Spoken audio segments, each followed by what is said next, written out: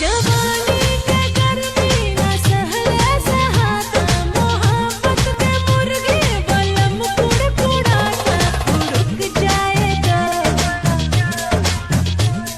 उड़क जवानी पोरे पोरे टूटता दहिया राजा जी वही याद में।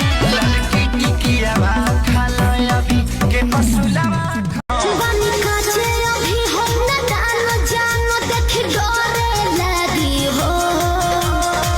की ढोरी में पानी तोहरा और लागी हो जानू बुझी हो जवानी तोहार चढ़े लागी हो सोना। सैया दादाई बड़ खिलाड़ी है भाभी, सैया दादाई बड़ खिलाड़ी है भाभी। बोलेरो के चाबी से खोद दिला लागे कि तोहरा बुखार बाटे भीतर, गरम हमार भइल थर्मामीटर। हवा दबदी करी होइया पलंगिया पतकिया लगा के। झलकता हमरो जवनिया ए राजा से आशीष झलकता हमरो जवानी के चारा कहीं चलो ना लभ के क्लास करे के